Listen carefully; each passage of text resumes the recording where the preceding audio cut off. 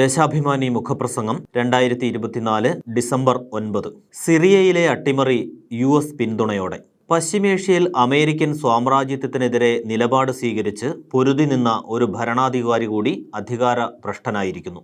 സിറിയയിൽ Bashar al അസദിന്റെ പതനത്തിലൂടെ സംഭവിച്ചിരിക്കുന്നത് അതാണ്. ഇനി ആ അർത്ഥത്തിൽ പൊരുതാൻ മേഖലയിൽ ബാക്കി നിൽക്കുന്നത് ഇറാൻ മാത്രമാണ്.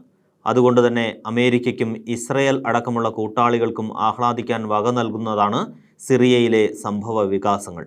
എന്നാൽ മതനിരപേക്ഷകരും സമാധാനകാംക്ഷികളുമായ മനുഷ്യർക്ക് സിറിയയിൽ മതഭീകരർ നടത്തിയ അട്ടിമറി അങ്ങേയറ്റം ആശങ്ക പകരുന്നതാണ്.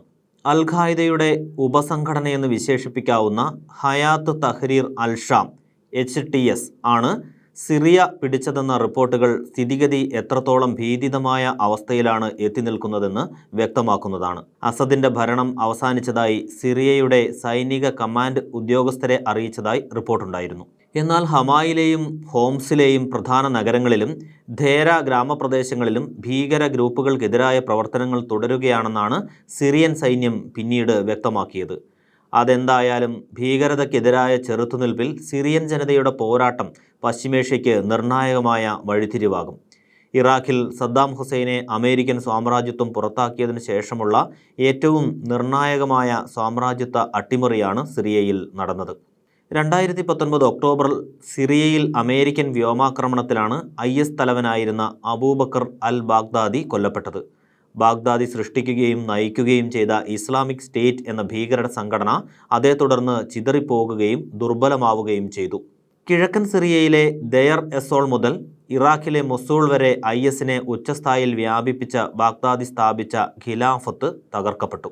എന്നാൽ സിറിയയിലെ തൻ്റെ ശൃംഖലയെ നയിക്കാൻ ബാഗ്ദാദി തെരഞ്ഞെടുത്ത അബു മുഹമ്മദ് അൽ ജൊലാനിയാണ് ഇപ്പോൾ സിറിയയിലെ സായുധ കലാപത്തിൻ്റെ നേതാവ്. വടക്കു പടിഞ്ഞാറൻ പ്രവിശ്യയായ ഇദ്ലിബിൽ പ്രവർത്തിക്കുന്ന സിറിയൻ സാൽവേഷൻ ഗവൺമെൻറ്റിൻ്റെ അമീറും പ്രധാന പ്രതിപക്ഷ ജിഹാദി ഗ്രൂപ്പായ ഹയാത്ത് തഹ്രീർ അൽ ഷാമിൻ്റെ നേതാവുമാണ് ഇയാൾ. സിറിയയിലെ സംഭവവികാസങ്ങളിൽ അമേരിക്കയുടെയും കൂട്ടാളികളുടെയും താൽപ്പര്യവും ഇടപെടലും വ്യക്തമാണ്.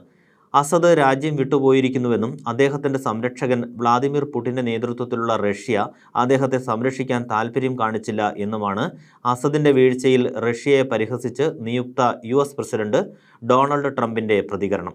ഒരു രാജ്യത്ത് ജനാധിപത്യം അട്ടിമറിക്കപ്പെടുമ്പോഴും എത്രത്തോളം സങ്കുചിത താൽപ്പര്യത്തോടെയാണ് അമേരിക്ക ചിന്തിക്കുന്നതെന്ന് വ്യക്തമാക്കുന്നതാണ് ഈ വാക്കുകൾ. ഞങ്ങളുടെ സൈനികരിൽ ഒരാളായ അൽ ജൊലാനിയെ ഞങ്ങളുടെ ഒരു കൂട്ടം ആൺമക്കളോടൊപ്പം നിയോഗിച്ചു. സിറിയയിലെ ഞങ്ങളുടെ സെല്ലുകളുമായി കൂടിക്കാഴ്ച നടത്താൻ അവരെ ഇറാഖിൽ നിന്ന് സിറിയയിലേക്ക് തള്ളിവിട്ടു. Islamic State of Iraq and സിറിയയുടെ തലവനായിരുന്ന അബൂബക്കർ അൽ ബാഗ്ദാദി 2011 ആഭ്യന്തര യുദ്ധം പൊട്ടിപ്പുറപ്പെട്ട സിറിയയിലേക്ക് തൻ്റെ ഭീകര ശൃംഖല വ്യാപിപ്പിക്കാൻ തീരുമാനിച്ചപ്പോൾ വർഷങ്ങൾക്ക് മുൻപ് പ്രഖ്യാപിച്ചത് ഇങ്ങനെയാണ്. തങ്ങൾ എല്ലാ മാസവും ട്രഷറിയിലുള്ളതിൻ്റെ പകുതി പണം അവർക്ക് വിതരണം ചെയ്യുന്നുവെന്നും അയാൾ വെളിപ്പെടുത്തി. ഇത്തരത്തിലുള്ള സംഘത്തിൻ്റെ അട്ടിമറിയെയാണ് അമേരിക്ക ഇപ്പോൾ സ്വാഗതം ചെയ്യുന്നത്. ഇസ്ലാമിക ഭീകരതയ്ക്കെതിരെ എന്ന പേരിൽ അമേരിക്കൻ സാമ്രാജ്യത്വം നടത്തുന്ന രാഷ്ട്രീയ സൈനിക നീക്കങ്ങളും നയങ്ങളും എത്രമാത്രം പൊള്ളയാണെന്ന് ഒരിക്കൽ കൂടി തെളിയിക്കുന്നുണ്ട് സിറിയയിലെ അട്ടിമറി. കൂട്ടാളികളായ തുർക്കിയെയും ഇസ്രയേലും നിർലോഭമായ സഹായങ്ങൾ സ്വാർത്ഥ താൽപ്പര്യം മുൻനിർത്തി സിറിയയിലെ വിമത ഭീകരർക്ക് നൽകുന്നുമുണ്ട്. സിറിയയിൽ അട്ടിമറി നടത്തുന്ന സമയവും പ്രത്യേകം ശ്രദ്ധിക്കേണ്ടതാണ്. ബഷാർ അൽ അസദിനെ പിന്തുണയ്ക്കുന്ന ഇറാനും ലെബനനിലെ ഹിസ്ബുള്ളയും മറ്റു പോരാട്ടമുഖങ്ങളിൽ ഏർപ്പെട്ടിരിക്കുന്ന ഘട്ടത്തിലാണ് അമേരിക്ക ഇസ്രയേൽ പിന്തുണയുള്ള വിമത ഭീകരരുടെ സർജിക്കൽ സ്ട്രൈക്ക്. ഗാസയിൽ ഇസ്രയേൽ നടത്തുന്ന കുരുതിയിൽ നിന്ന് ശ്രദ്ധ തിരിക്കുകയെന്ന പ്രധാന ലക്ഷ്യവും ഇതിന് പിന്നിലുണ്ടെന്നും വിലയിരുത്തലുണ്ട്. ഇസ്ലാമിക് സ്റ്റേറ്റ് എന്ന പേരിൽ അവതരിപ്പിച്ച ഭീകരതയുടെ പുതുരൂപമായി മാറുമോ സിറിയയിലെ വിമത ഭീകര നീക്കമെന്ന ആശങ്ക ശക്തമാണ്. നിരന്തരമായ വിമത നീക്കങ്ങളും ഭീകരാക്രമണ ഭീഷണിയും ഉണ്ടായിട്ടും പതിറ്റാണ്ടുകളോളം അതിശക്തമായി സ്വന്തം രാജ്യത്തെ മതനിരപേക്ഷമായി സംരക്ഷിച്ചു നിർത്തിയ ഭരണാധികാരിയാണ് ബഷാർ അൽ അസദ്. പലവട്ടം പതനത്തിൻ്റെ മുനമ്പിലേക്ക് എത്തിയെന്ന് പാശ്ചാത്യ മാധ്യമങ്ങൾ റിപ്പോർട്ടുകൾ പുറത്തുവിട്ടിട്ടുണ്ട്. അപ്പോഴെല്ലാം വിട്ടുകൊടുക്കാതെ പൊരുതി മുന്നേറിയ ചരിത്രമാണ് അദ്ദേഹത്തിനുള്ളത്. വാഗ്ധോരണികൾക്കപ്പുറം സിറിയൻ ജനതയെയും സൈനികരെയും വിശ്വാസത്തിലെടുത്ത് രാജ്യത്തെ അതിശക്തമായി അമേരിക്കൻ സാമ്രാജ്യത്വ വിരുദ്ധപക്ഷത്ത് നിലനിർത്തി എന്നതുകൊണ്ടാണ് തിരിച്ചെത്തിയാലും ഇല്ലെങ്കിലും ബഷാർ അൽ അസദ് ചരിത്രത്തിൽ അടയാളപ്പെടുക.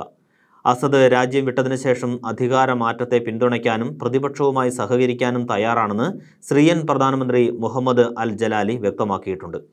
ഇത്തരം സഹകരണം എത്രത്തോളം പ്രായോഗികമാകുമെന്ന് കണ്ടറിയേണ്ടതുണ്ട്. വിമത ഭീകരർ നേതൃത്വം ഏറ്റെടുക്കുന്ന സാഹചര്യത്തിൽ ഇറാനും റഷ്യയും ഉൾപ്പെടെയുള്ള സഖ്യകക്ഷികൾ സ്വീകരിക്കുന്ന നിലപാടും നിർണായകമാകും.